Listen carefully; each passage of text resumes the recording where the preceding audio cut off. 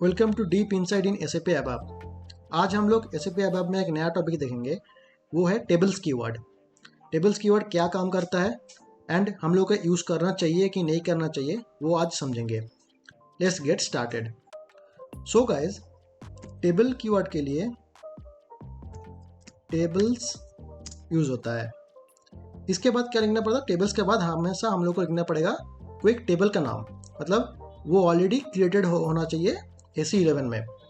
यहाँ पर हम लोग स्टैंडर्ड टेबल या कस्टम टेबल का नाम यूज़ कर सकते हैं। जी कस्टमर और जी डीमार्ट कस्टमर, मैं एक कस्टम टेबल यहाँ पर यूज़ कर रहा हूँ। सो ये करने से क्या होगा, ये एक रन टाइम में वर्क एरिया क्रिएट करेगा। Let me show you.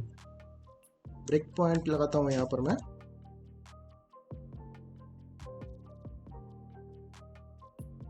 यहाँ पर अगर इस वाले वेरिएबल में चेक करूँ, ये वाला वेरिएबल क्या है? एक स्ट्रक्चर है, मतलब ये हो गया एक work area. So work area की तरह आप लोग इसको यूज़ कर सकते हैं। सो वर्क एरिया मतलब इस टेबल के अंदर जितना भी फील्ड है वो फील्ड हम लोग एक्सेस कर सकते हैं। जितना भी यहाँ पर फील्ड है टेबल के अंदर वो हम लोग एक्सेस कर सकते हैं और यहाँ पर डेटा भी ऐसे भर सकते हैं।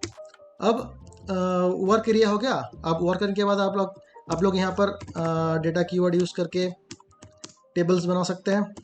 इंटरनल टेबल टाइप और लाइक टेबल ऑफ दिस। अब यहाँ पर आप लोग अपेंड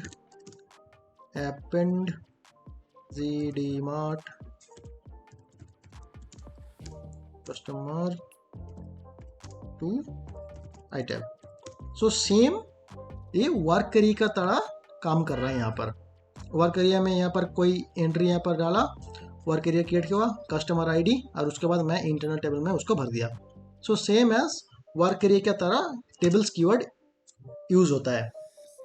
सो अगर की डॉक्यूमेंटेशन देखूँ टेबल के ऊपर, सो यहाँ पर एसएपी ने क्या मेंशन किया है कि टेबल कीवर्ड आप उस टाइप में यूज़ कर, मतलब बेसिकली यूज़ होता है मॉड्यूल पूल प्रोग्रामिंग में, वेब डिनप्रो में वहाँ पर यूज़ होता है मेनली। सो आज अभी समझेंगे कि ये वाला स्टेटमेंट यूज़ करना चाहिए कि नहीं करना चाहिए। सो यहाँ पर क्या हो रहा है, बेसिकली ये टेबल्स का जितना भी फील्ड है सभी को लेके एक वर्क एरिया क्रिएट कर रहा है। मतलब रन टाइम में ये एक वर्क एरिया क्रिएट करेगा टेबल के अंदर जितना भी फील्ड होगा।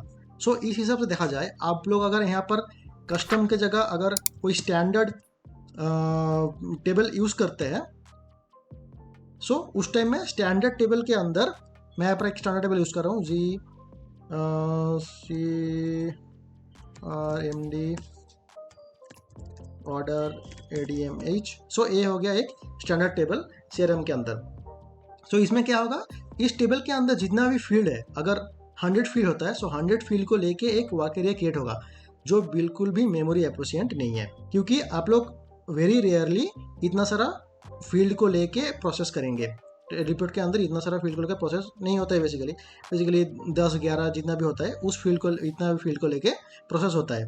सो यहाँ पर क्या होगा, जितना भी स्टैंडर्ड टेबल के अंदर जितना भी फील्ड है और कोई कस्टम टेबल के अंदर जितना भी फील्ड है, सभी को लेके एक वर्क एरिया क्रिएट करता है।